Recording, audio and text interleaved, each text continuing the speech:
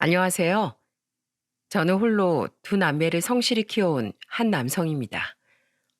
홀로 아이들을 키우며 모진 시간들도 많았지만 그래도 저에게 누구보다도 소중한 두 남매가 있었기에 그 시간들을 버틸 수 있었어요. 근데 얼마 전 눈에 넣어도 아프지 않은 제 첫째 아이에게 한 가지 아픈 사연이 생기게 되었답니다.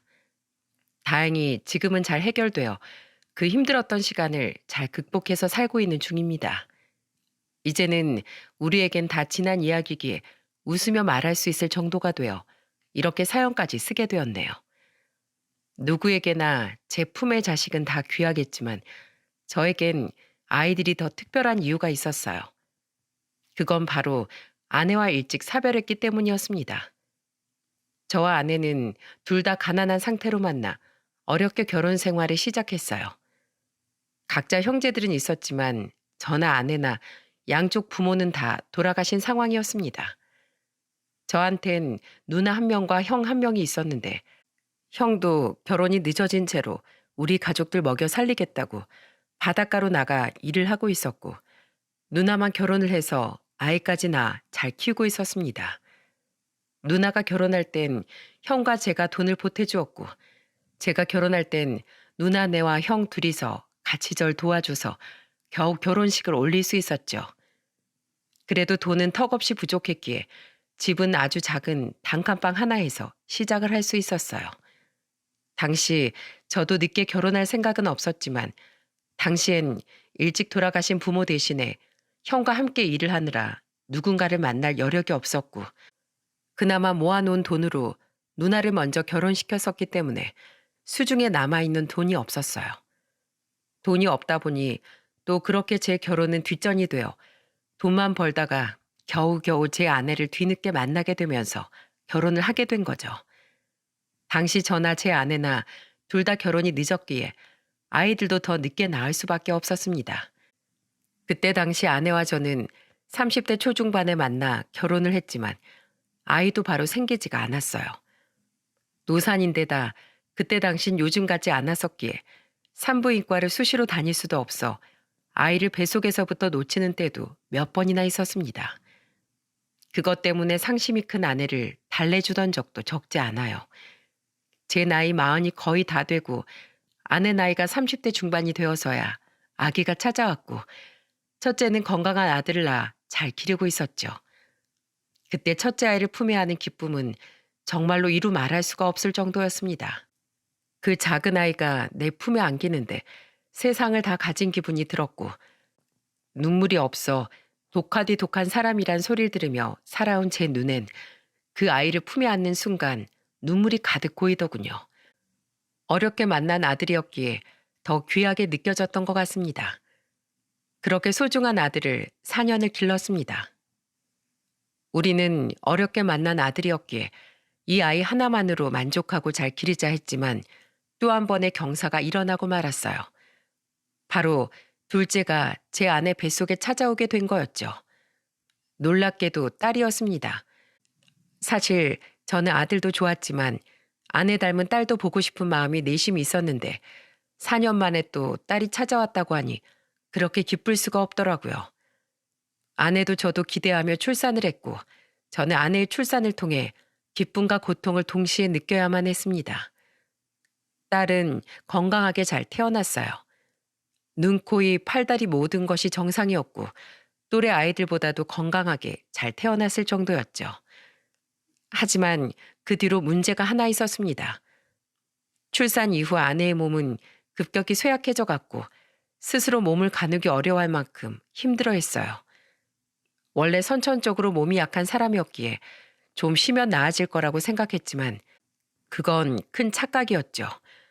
아내는 암에 걸린 거였고 간암으로 세상을 떠나야만 했습니다.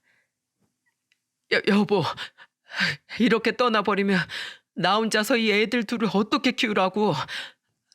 안 돼, 안 돼, 여보. 우리 두고 가지 마. 안 돼, 안 돼. 저의 간절한 외침에도 아내는 미동조차 하지 못했어요. 그렇게 아내를 떠나보내고 저는 거의 1년 동안을 멍하니 지냈습니다. 아무 의욕도 생기지가 않았어요. 아내가 없으니 아이는 무슨 소용인가 하는 나쁜 생각까지 들더라고요. 그때 아마도 제 누이가 없었더라면 전 버틸 수 없었을지 모릅니다. 당시 아내가 떠나고 나서 이미 결혼해서 조카까지 키우고 있던 제 누나가 저와 제 아이들을 자기 집으로 데리고 들어가 살아줬어요.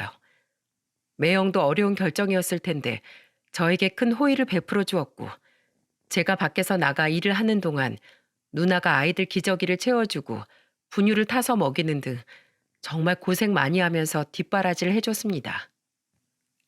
그때 다행이라면 누나네 애들은 말도 통하고 어느 정도 통제가 될 만큼 커 있었기에 가능한 일이었어요. 조카들은 두 명이 있었는데 그 조카들이 우리 애들이랑 크면서 제 아이들을 또 많이 예뻐해 줬어요. 지금도 여전히 잘 지내고 있을 만큼 사이가 좋아서 오히려 그때 그렇게 같이 살 부대끼면서 살았던 게 정말 잘한 일이었구나 라는 생각이 들 정도랍니다.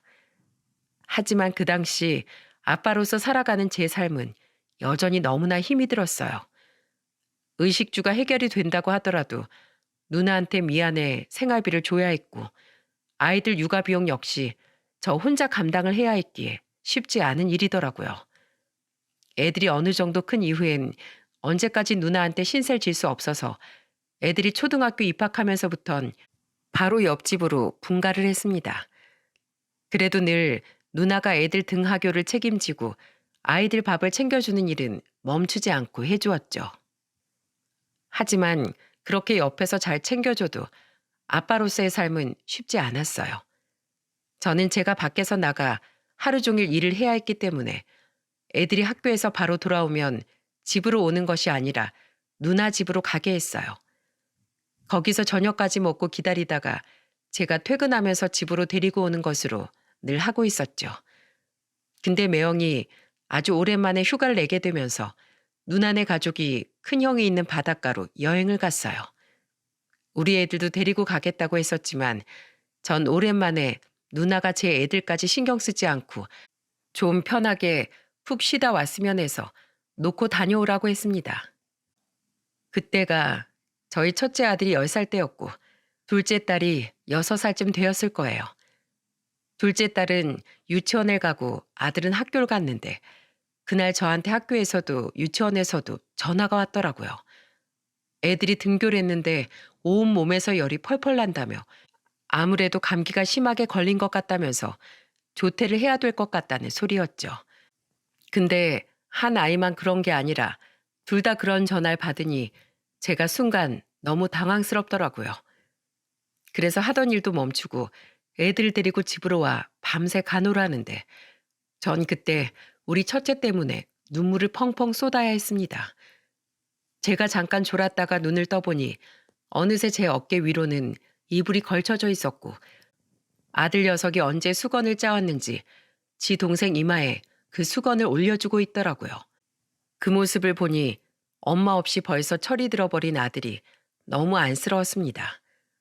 그래서 그날 아들을 품에 껴안고는 미안하다 말하며 펑펑 울었어요. 그날 이후 저는 더는 아이들이 엄마의 빈자리를 느끼지 못하도록 노력했고 다른 애들이 누리는 것도 다 누릴 수 있게 해주고 싶어서 정말 있는 힘껏 경제적인 것들을 지원해 주었어요. 그리고 그 노력 끝에 애들 둘 다 좋은 대학도 보낼 수 있었죠.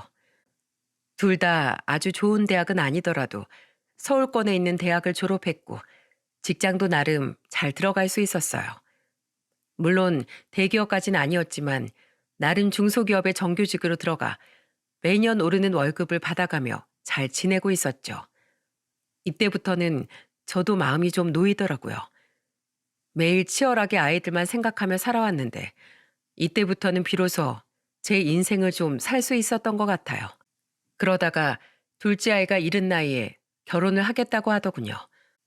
물론 그렇게 이른 나이는 아니었지만 24살에 졸업하고 취업까지 바로 하면서 직장 생활을 했었는데 거기에서 만난 사람이랑 결혼을 하고 싶다며 27살의 나이에 남편감을 데리고 찾아왔어요. 근데 제 딸이 아직 어리다는 생각이 들어서 좀 아까운 거 아니겠습니까? 근데 사윗감을 보고 완전히 제 생각이 바뀔 수 있었죠. 딸이 데리고 온 사윗감은 딸보다 4살이 많았는데 보니까 요즘 같은 시대에 보기 어려운 반듯한 청년이었습니다. 절 보자마자 90도로 인사를 하더니 살갑게 말을 거는데 그게 전 좋더라고요. 딱 보니 좋은 부모 밑에서 사랑 많이 받고 자란 긍정적인 사람이었습니다. 이것저것 물어보니 역시나 부모도 잘 살아계시고 부유하게 지내면서 부족함 없이 사랑받으며 자란 청년이었죠. 그래서 그런지 거리낌이 없었습니다. 장인인 제가 어려울 법도 한데 어려운 티를 하나도 안 내고 살갑게 잘 대했죠. 사위는 결혼 허락을 받고 나선 저희 집에 자주 놀러 왔는데 올 때마다 저희 집에 먹을 반찬이 부족하다며 사돈댁에서 주신 음식들을 양껏 싸우는 게 아니겠습니까? 거기다가 같이 대화를 하거나 바람 쐬러 나가자고 해서 같이 나가면 괜히 달라붙으면서 애교도 많이 피우고 다정하게 장인어른 하고 부르면서 살갑게 다가오곤 했네요. 저로선 참 어색한 일이긴 했는데 그게 싫지가 않더라고요. 그러면서 저한테도 이렇게 잘하는데 우리 애한텐 얼마나 더 잘할까 하는 생각에 오히려 우리 딸이 일찍 결혼해서 많이 사랑받으면서 살 테니 다행이다 라는 생각이 들었죠. 그건 제 아들도 똑같이 느꼈던 것 같습니다. 아들한테도 사위는 형님 형님 하면서 애교도 곧잘 피웠고 한 번씩 만나서 술 사달란 얘기도 많이 했다고 하더군요. 그러면서 셋이서 술자리 많이 가졌는데 그때마다 아들 눈에 비친 사위가 제 딸한테 하는 아주 사소한 행동들을 보면서 제 딸이 사위한테 사랑을 많이 받고 있구나 라는 사실을 느낄 수 있었다고 했어요. 그래서 저나 제 아들이나 마음 편히 딸을 시집 보낼 수 있었죠. 딸 쪽 사돈은 땅을 좀 많이 가진 집안이라 부유한 편이었습니다. 그래서 집도 서울권에 있는 곳에 35평짜리 아파트를 하나 해줬더라고요.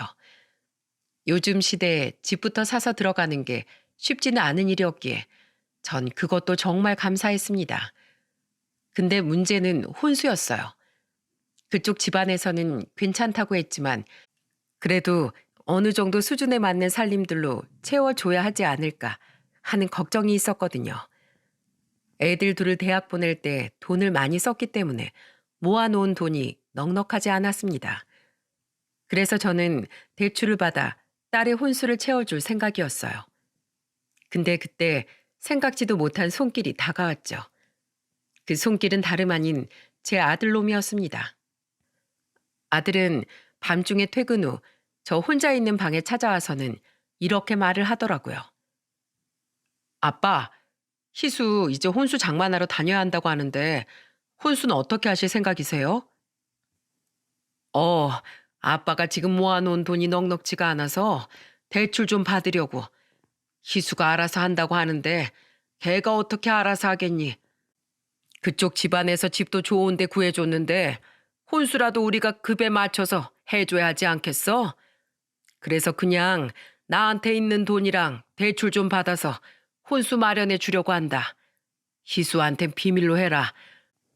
자기가 다 안다는 걸 내가 가만히 있으라고 아빠한테 돈 다 있다고 얘기했거든. 아무리 그쪽에서 희수 좋아해주고 많이 아껴준다고 해도 우리도 사람으로서 도리도 해야 하지 않겠니? 그러니까 이 아빠가 좀 무리를 해서라도 우리 딸 어깨 좀 펴고 식장에 들어갈 수 있게 해줘야지. 아빠, 그러지 말고 부족한 금액은 제가 채울게요. 아빠 혼자서 우리 대학 등록금 감당하느라 얼마나 힘들었어요.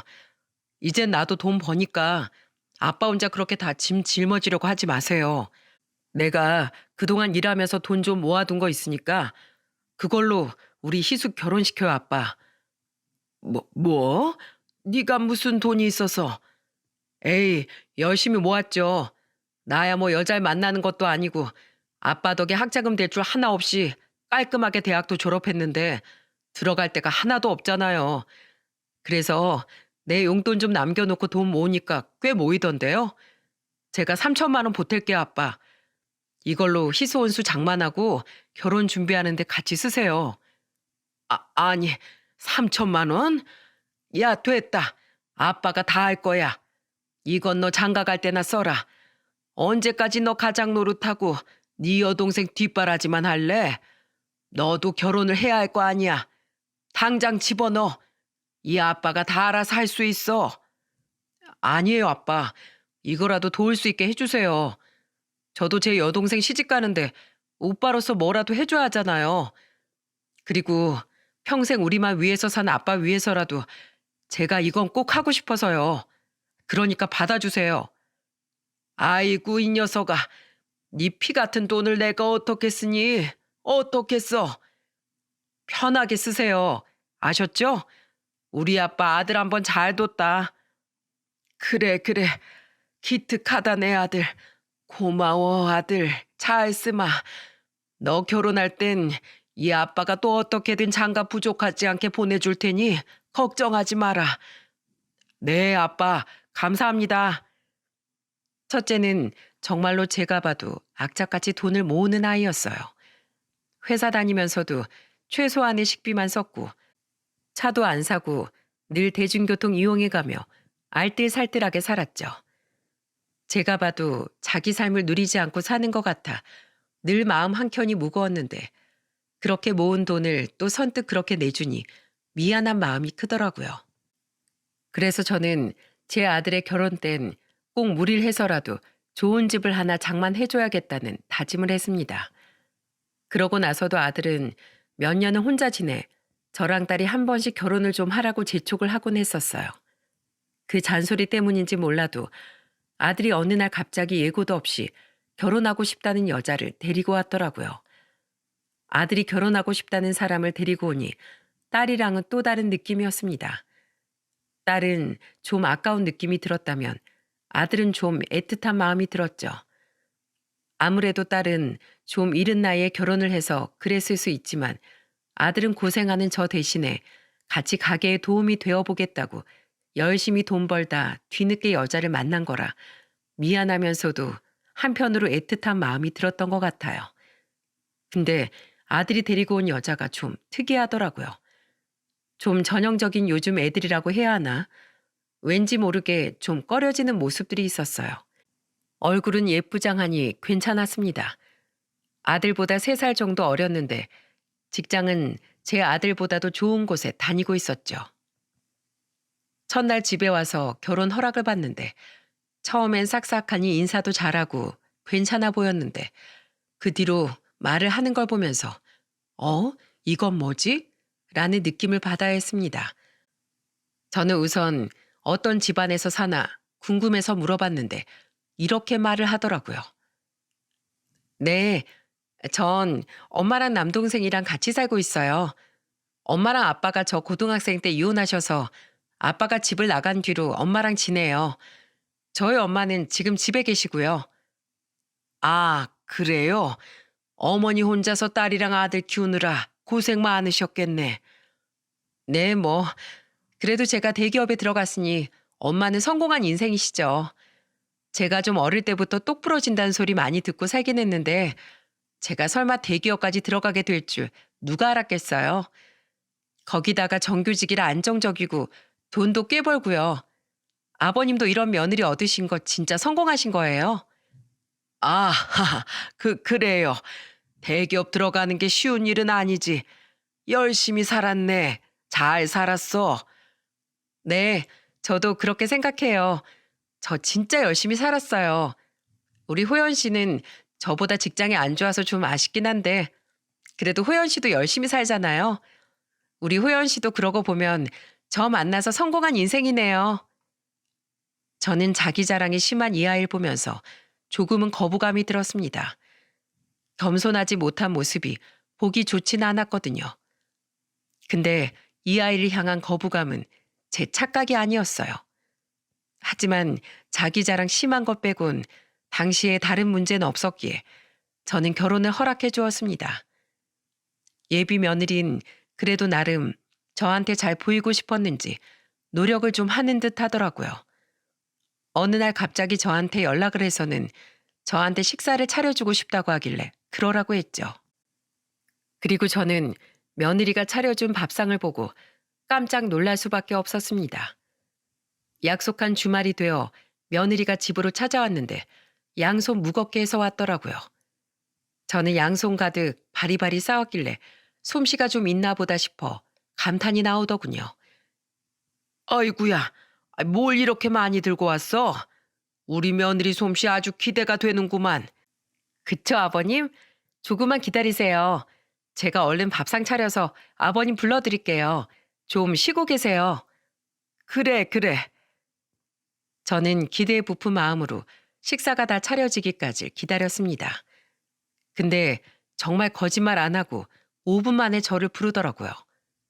저는 순간 당황스러웠지만 어찌저찌 준비를 한 건가 싶어 우선은 주방으로 갔습니다. 그리고 주방 식탁을 본 순간 저는 황당함에 실소를 터뜨릴 수밖에 없었어요. 왜냐하면 그 식탁 위에는 배달 음식들로 쫙 깔려 있었거든요. 심지어 배달 음식이 담겨져 있는 일회용 그릇 그대로 올려져 있어 저는 더더욱 놀랄 수밖에 없었죠. 근데 저의 실소가 예비 며느리 귀에는 감탄으로 들렸는지 들떠서 막 말을 하기 시작하는 게 아니겠어요? 이야, 우리 아버님 지금 무지 감동하셨나 보다. 아버님, 이런 식사 드셔보셨어요? 제가 오늘 진짜 스페셜 코스로 준비한 거예요. 자, 제가 메뉴 소개부터 해볼게요. 첫 번째로 이건 제가 진짜 좋아하는 마라탕이라는 거예요. 이 음식이 요즘 초등학생부터 고등학생들까지 환장하는 음식이고요. 어른들도 줄 서서 먹는 거라니까요. 그리고 이건 로제 찜닭. 이건 원래 일반 찜닭인데 소스가 간장 소스 이런 게 아니라 스파게티 크림 소스로 들어간 거예요. 그리고 마지막으로 이건 제가 진짜 좋아하는 샐러드. 여기에 단단한 요거트 얹어서 먹으면 환상이에요, 아버님. 어떠세요? 전부 다 제가 단골인 집에서만 사온 거예요. 맛은 제가 보장합니다. 우리 아버님 이런 거 처음 드셔보시겠다. 이런 며느리가 어딨어요? 최신 유행 따라가게 만들어주는 난 착한 며느리. 전 아무 생각 없이 해맑기만 한 며느리를 보고 있자니 머리가 지끈거리는 듯 했습니다. 물론 저 생각해서 준비한 마음은 기특하지만 이게 과연 맞는 건가, 이게 뭔가 싶은 생각이 들더라고요. 아들 녀석도 전혀 생각지도 못했던 건지 당황해하는 게 눈에 다 훤히 보였습니다. 하지만 한창 들떠있는 예비 며느리한테 뭐라고 말할 수도 없겠더군요. 그래서 일단은 준비한 정성이 있으니 먹어봤죠. 하지만 저 먹는 내내 정말이지 곤욕을 치러야 했습니다. 마라탕인가 뭐시긴가는 냄새가 이상해서 못 먹겠고 로제 찜닭은 느끼한 게 도저히 제가 먹을 게 못 되었습니다. 무엇보다 그 풀떼기만 잔뜩 있던 그 샐러드는 먹는 내내 생 야채 씹어먹는 식감이 힘들어 차라리 오이를 먹는 게 낫겠다 싶더라고요. 정말로 저는 먹어보려고 했지만 도저히 입안에서 넘어가지가 않더라고요. 그래서 젓가락을 들고는 있어도 먹는 걸 고전하고 있으니 눈치 없는 예비 며느리가 또 말을 건네왔어요. 아버님, 음식이 입에 안 맞으세요?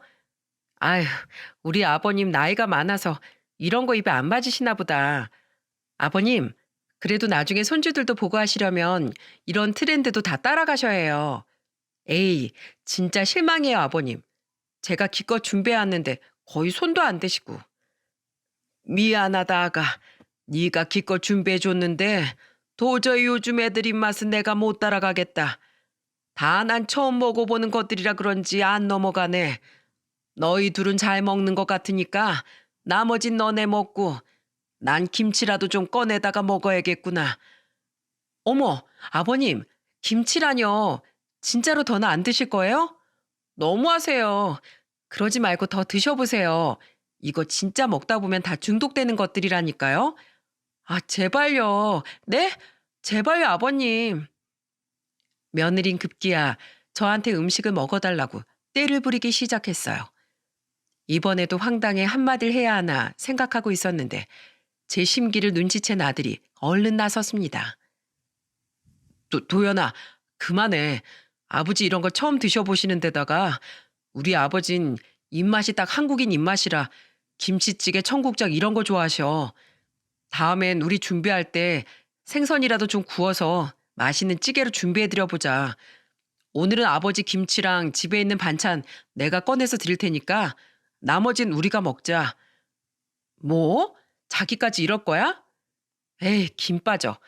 다음부턴 아버님이랑 바코드 안 맞아서 못 먹겠다.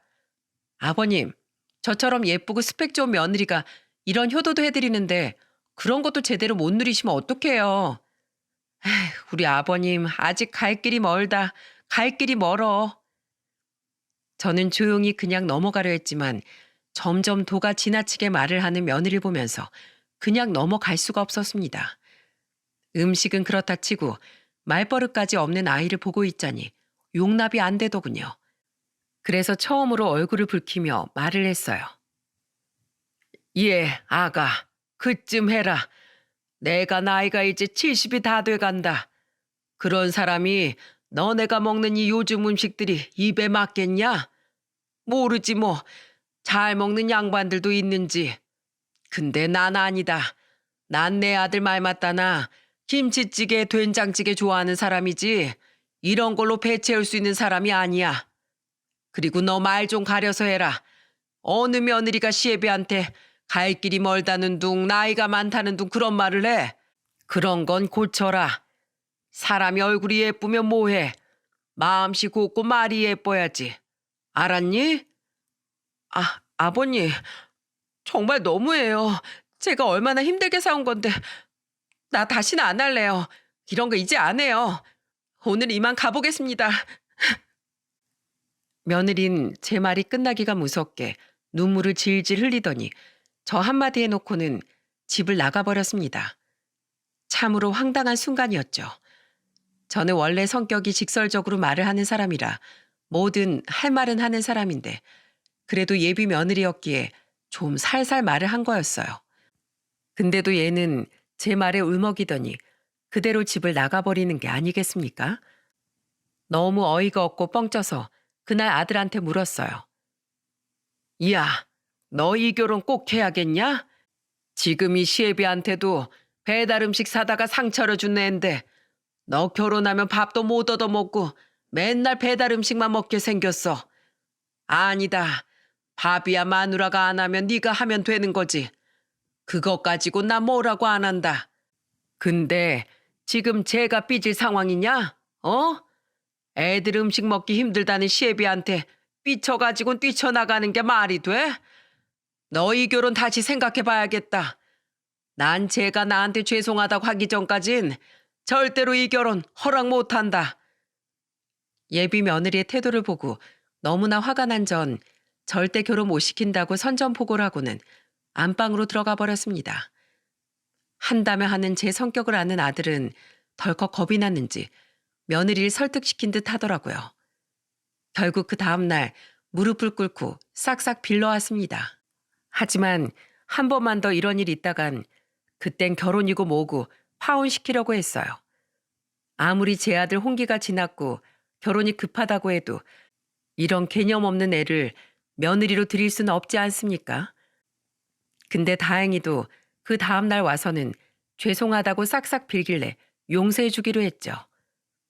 그렇게 저한테 호되게 혼나고 나선 좀 느낀 게 많았는지 그때부터는 또 싹싹하게 잘하더군요. 개념 없는 짓도 한 번도 하지 않았고 오히려 딴 사람 같다는 생각이 들 정도로 참 괜찮게 행동을 하더군요. 언제는 다시 저한테 제가 좋아하는 음식으로 식사를 차려주고 싶다고 하기에 그러라고 했더니 요리 학원까지 가서 음식을 배워서는 저에게 맛난 돼지고기 김치찌개, 생선구이를 제대로 해주었어요. 서툰 솜씨여도 어떻게든 해보려고 하는 그 노력이 가상하고 예뻐서 그날은 맛있게 식사도 잘 할 수 있었죠. 그것뿐만이 아니었습니다. 한 번은 제가 현장에서 일을 하다가 잘못 접질러 넘어져 다리 한쪽이 부러졌던 적이 있어요. 수술을 불가피하게 하고 일도 못 나가는 채로 집에서 쉴 수밖에 없었는데 그때 제가 깁스를 하는 동안 몇 번이나 집에 와서는 음식도 손수 만들어서 차려주고 집안 청소도 해놓고 가는 등 정말 싹싹하게 잘 하더라고요. 그거 보면서 내가 오해를 좀 했었구나. 사람이 부족한 면도 얼마든지 있는 건데 내가 너무 개념 없이만 봐서 이 좋은 아이를 놓칠 뻔했구나 싶은 생각이 들 정도였어요. 제 딸은 은근히 깍쟁이 같은 구석이 있었는데 제 딸도 예비 며느리가 저한테 하는 행동을 보면서 진짜 괜찮은 애 같다면서 이야기를 하더군요. 아빠, 내가 봤을 때 새언니는 좀 전형적인 요즘 사람들이긴 한데 그래도 기본적으로 좋은 사람인 것 같아. 그냥 요즘 애들처럼 좀 철없고 개념은 없어도 천성은 착한 사람이니까 오빠랑 잘 살 거예요. 나 솔직히 언니가 아빠한테 하는 거 보고 많이 놀랬잖아.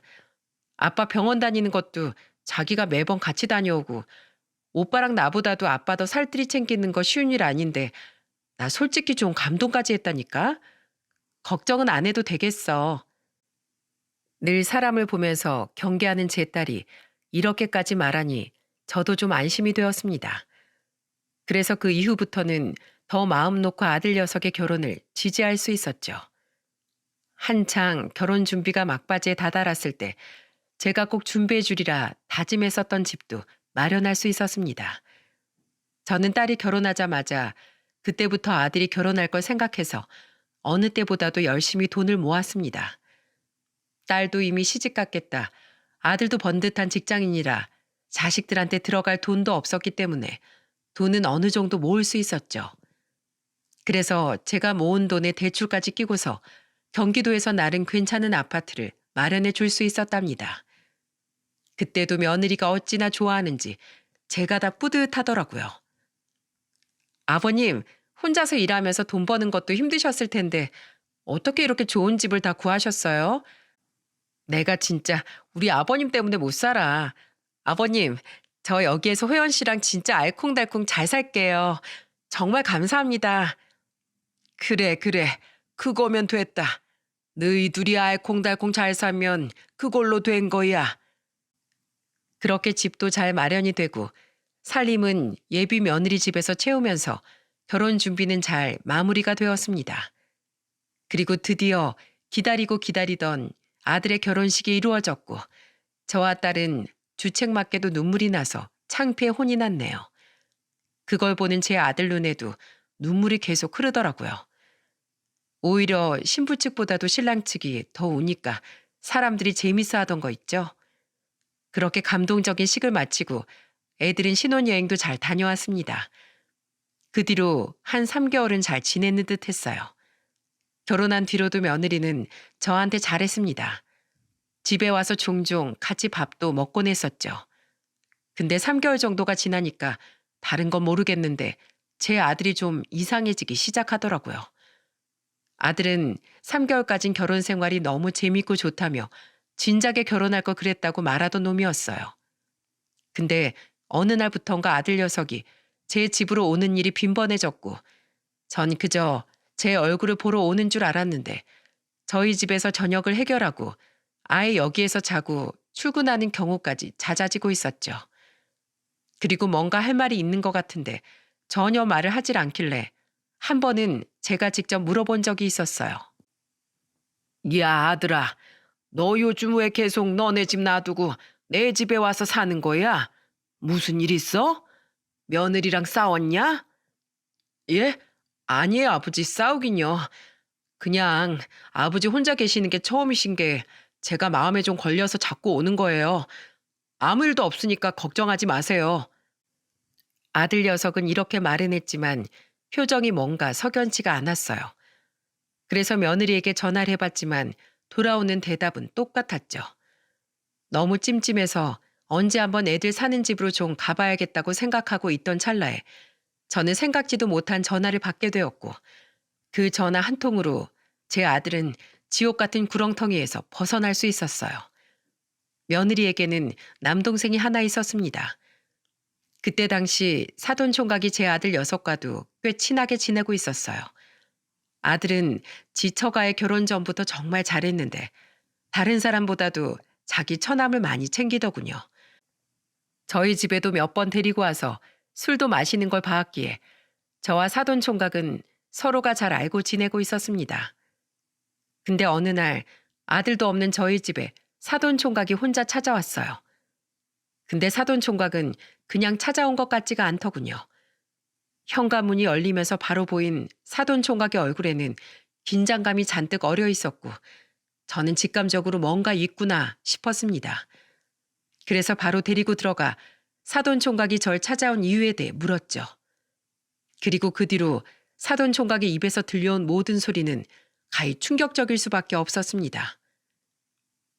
사돈 총각, 여긴 어쩐 일이야? 무슨 일이길래 우리 아들도 없는 내 집에 찾아온 거야?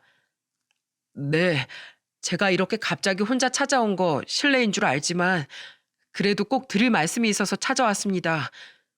지금 매형 꼭 구제해야 해서요.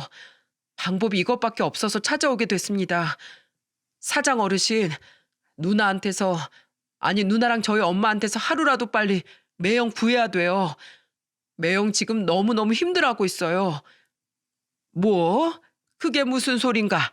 알아듣기 쉽게 얘기해봐.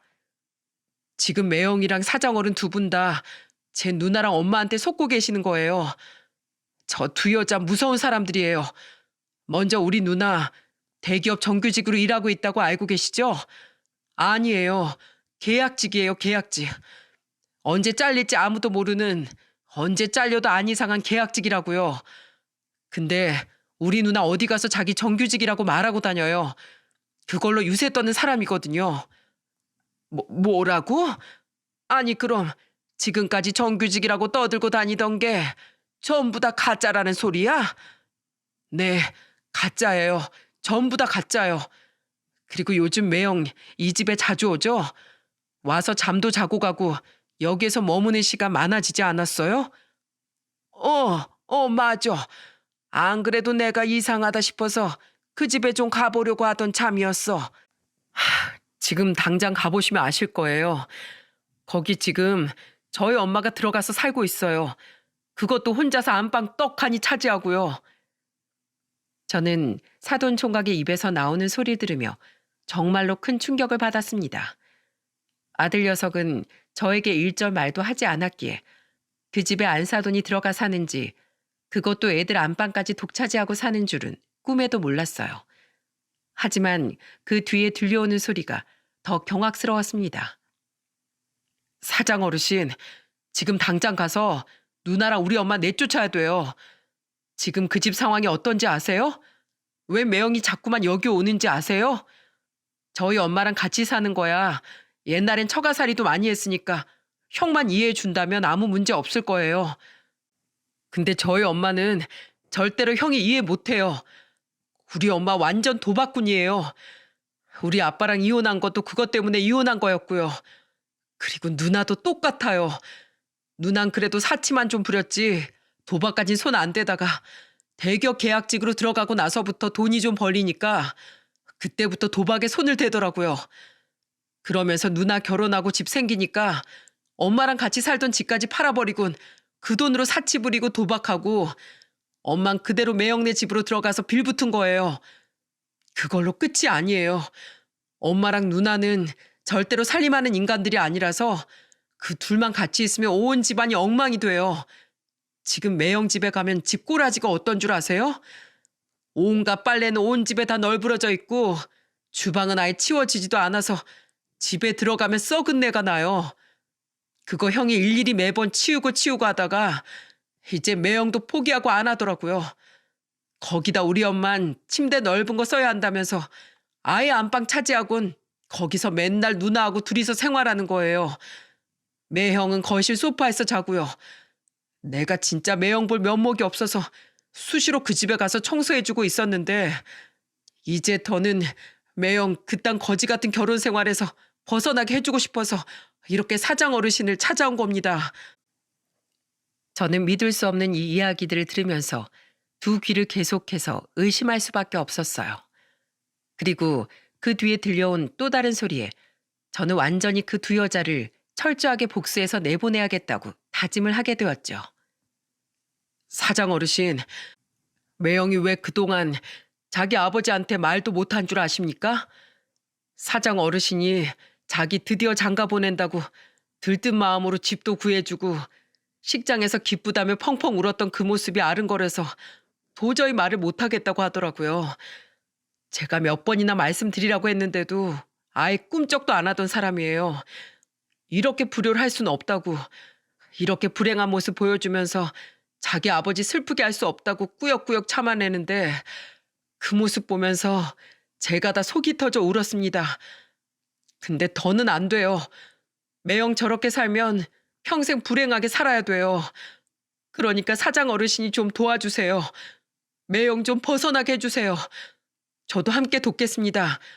그 두 여자들 지금 자기네들 돈 다 떨어지니까 이젠 저한테까지 압박 넣으면서 돈 가져오라고 난리치고 있어요. 전 이번 기회에 그 여자들한테 철저하게 복수하고 인연 끊을 겁니다. 그러니 제가 도와드릴 테니까 사돈 어르신은 저희 매형만 생각하고 그 지옥에서 구출해 주세요. 저는 내 기뻐하는 모습 그거 하나 지켜주고 싶어서 지금까지 말도 못했던 아들 녀석이 너무나 안쓰러웠어요.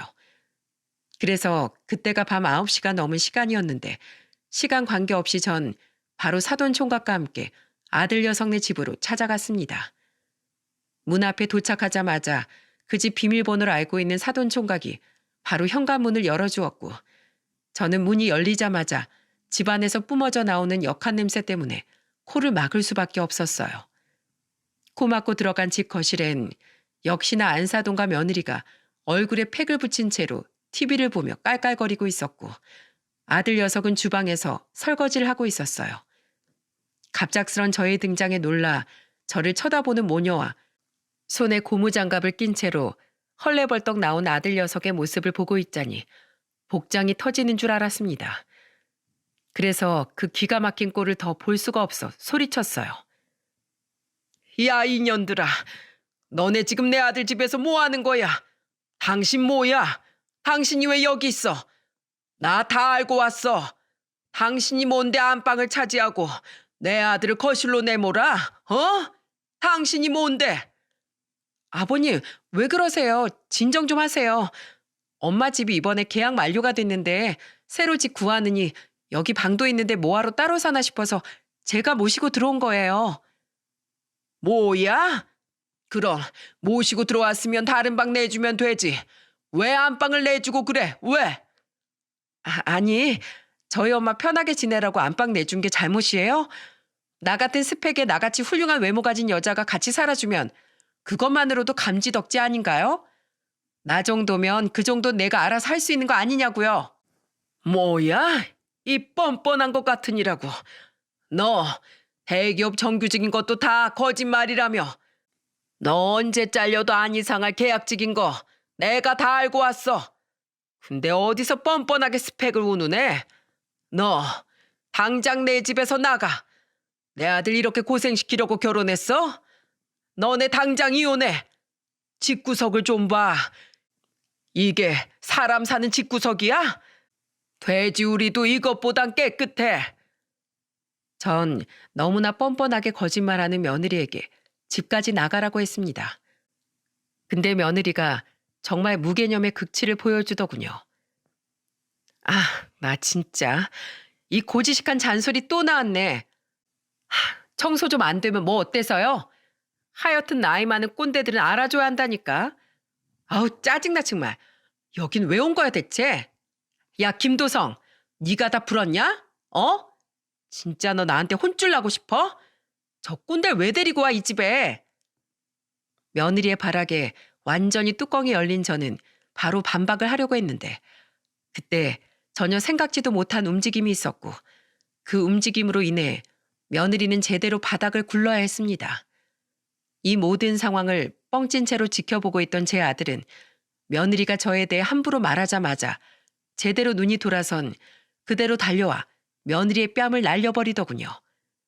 힘이 어찌나 셌는지 거기 있는 모든 사람들이 다 놀랄 정도였어요. 그러니 당사자는 어땠겠어요? 생각지도 못한 참사에 놀라 아무 말도 못하고 자빠져 있는 며느리의 정수리 위로 아들이 말했죠. 야, 어따 대고 함부로 말해. 내 아버지, 네 더러운 입에 올릴 수 있는 분 아니야. 내가 참아줄 때 적당히 했었어야지. 어디서 끝을 보려고 해? 됐다. 나 어차피 우리 아버지도 다 알게 된 거. 난 너랑 더는 못 살아. 아니, 안 살아. 그러니까 당장 짐 싸들고 나가.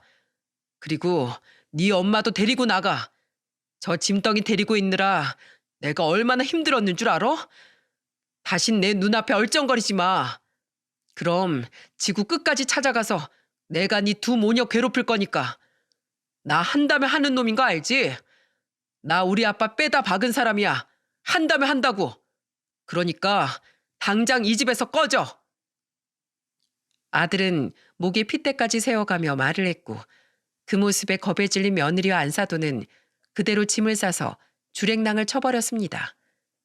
그리고 그 뒤로 사돈 총각이 따라가면서 이 집에는 저와 아들 둘만 남게 되었어요. 소란이 끝나고 고요한 집안에 한참 아무 말 없이 있던 저와 아들 중 제가 먼저 용기를 내서 말을 건넸습니다. 아들아, 왜 말을 안 했니?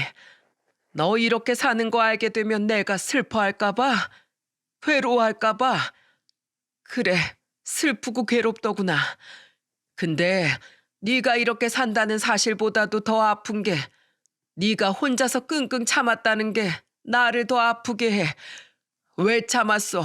왜 말을 안 했어? 말했었어야지. 나한테 먼저 알렸어야지. 이렇게 해결을 했었어야지. 아버지, 차마 그럴 수가 없었어요. 저 장가 가는 거 많이 좋아하셨잖아요. 그런 아버지한테 어떻게 제가 불행하게 살고 있다고 말을 해요. 죽어도 못해요. 죽어도. 근데 이제라도 알았으니 저 이제 이 결혼 생활 안 하려고요. 다 정리할 거예요. 이제 절대로 저 여자랑 같이 못 살아요. 어차피 결혼하고 나서부터 바로 와이프가 좀 이상해지기 시작하길래 혹시 몰라서 혼인신고도 안 하고 있었어요. 그러니 그냥 이대로 헤어지기만 하면 돼요. 제가 진짜 그거 하나만큼은 잘한 것 같네요. 혼인신고 안 한 거. 저 여자들 다신 보고 싶지 않아요. 정말 지긋지긋해요. 그래 아들아. 그동안 고생 많았다. 그동안 얼마나 혼자 속이 시끄러웠을고. 잘 생각했어. 결혼 다 포기해. 하지마 그냥. 난 네가 결혼 안 해도 그냥 네가 행복하게 살면 그걸로 만족스러운 사람이야. 그러니까 너 하고 싶은 대로 해라. 저는 그렇게 말을 해주며 울고 있는 제 아들의 어깨를 감싸 안아주었습니다. 그리고 그 뒤로 아들은 바로 며느리랑 갈라졌어요. 며느리는 잘못했다며 또 울고불고 하며 찾아왔지만 우리 부자는 아예 미동도 하지 않고 받아주지 않았죠. 근데 그 끈질긴 사정에는 다 이유가 있었어요.